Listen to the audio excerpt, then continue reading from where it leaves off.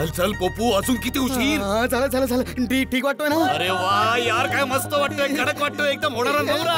चल चल चल चल, एक मिनिट, मी जरा केस विचारतो. आमचे पोपट भाऊजी एकदम प्रामाणिक आणि कर्तव्यनिष्ठ पत्रकार आहेत आणि खूपच लोकप्रिय सुद्धा.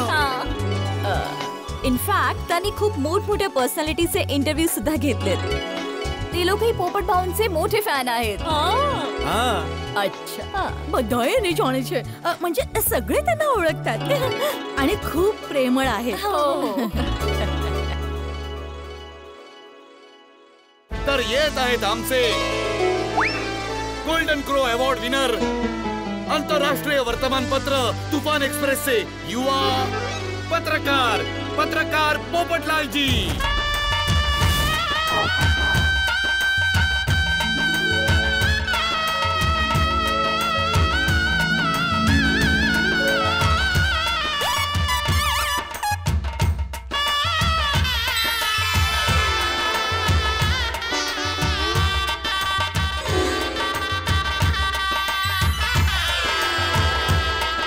या पोपटलालजी.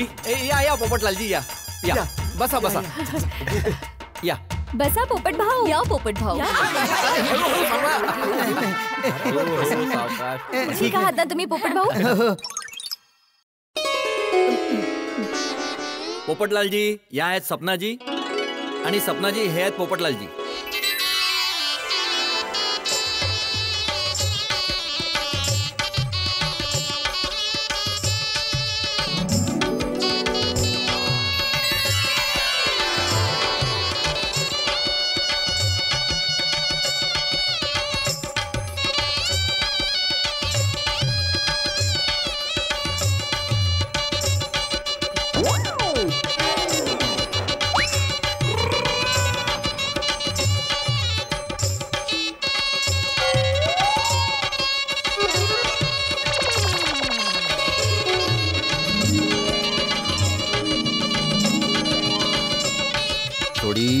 वाटतंय पोपटलालच्या बॅकग्राऊंडला गाणं वाजतंय, त्याला जरा हलव हलव.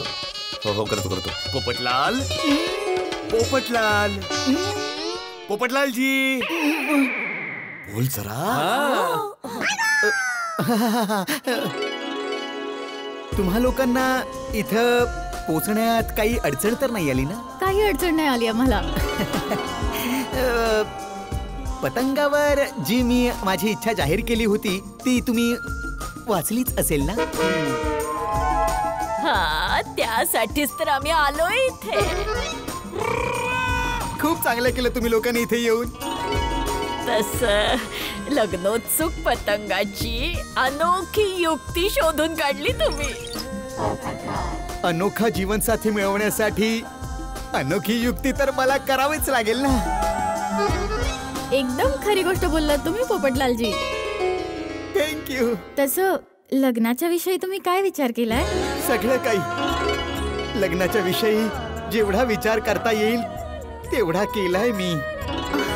पाहुण्यांच्या लिस्ट पासून ते म्हणजे कोणत्या घोड्यावर बसून यायचंय सगळा विचार करून झालाय माझा. सपनाला असं म्हणायचंय, लग्न कधी करायचा विचार आहे तुमचा.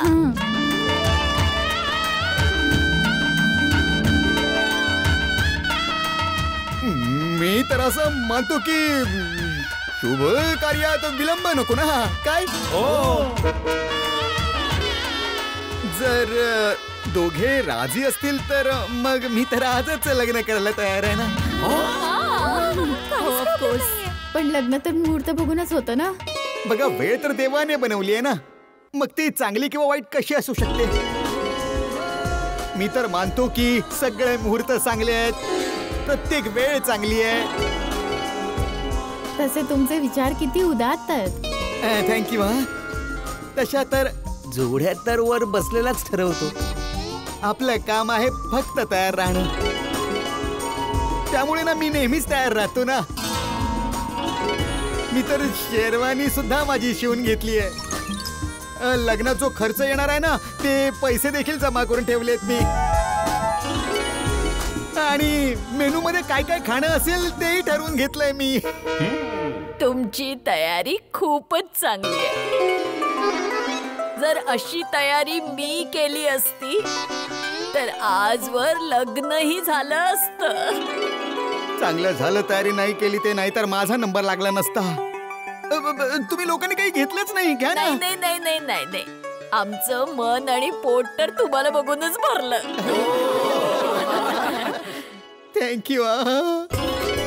मी काय म्हणते, तुम्ही आतमध्ये जाऊन आरामात एकमेकांशी बोलून घ्या ना. एकमेकांना चांगल्या प्रकारे समजून घ्या. आणि काही अडचण नसेल तर मग स्थळ पक्कच करून टाकू, नाही का? हो बिलकुल. हो, हे पण ठीक आहे.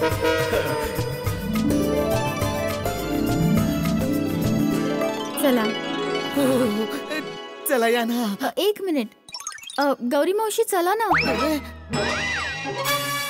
नाही नाही, यांना इथेच बसू द्या ना. हा, आम्ही यांच्या सोबत गप्पा मारतो ना. तुम्ही जा पोपट भाऊंसोबत आतमध्ये आणि बोलून घ्या. नाही नाही, मी मावशींना कशी काय सोडू शकते? हो अच्छा अच्छा, वाटतंय यांचे विचार आपल्या जमान्यातले विचार आहेत. हा पण हे बघा, आम्ही लोक बिलकुल मॉडर्न लोक आहोत आणि आम्ही असं मानतो की मुला मुलींनी पर्सनली भेटून एकांतात बोलणं केलंच पाहिजे.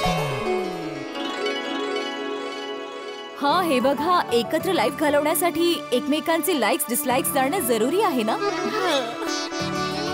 हो, माझं पण हेच म्हणणं आहे. तर मग तुम्ही यांना सोबत का घेऊन चाललात? पोपटलालजींसोबत मी एकट्याने काय बोलणार? कोमल वहिनी, मला वाटतं सपनाजी थोड्या लाजतायत. अहो, यात लाजण्यासारखं काय आहे? मग तुम्ही बोलायला का नको म्हणताय? थोडं बोललो असतो तरच आपण एक दुसऱ्याला जाणून घेऊ शकतो ना. तुमच्याशी एकांतात बोलणं तर त्यांनी करायला पाहिजे ज्यांना तुमच्याशी लग्न करायचंय. हा, मग तुम्हीच तर आलात ना लग्नोत्सव पतंग घेऊन. हो, मी आले, पण माझं लग्न तर झालेलं आहे. काय? काय? अगं बाई, सपना काय? मग इतक्या दूर काय पतंग परत करायला आला? हे बघा, आम्ही तुम्हाला दोनदा कन्फर्म विचारलं होतं, तुम्ही इथे पोपटलालशी लग्न करण्याच्या विचाराने आलात. हो ना. आणि तुम्ही हो म्हणाला होता. हा. हो, मी हो म्हणाले होते, पण मी लग्नोत्सुक नाहीये. मग लग्नोत्सुक तर मी आहे.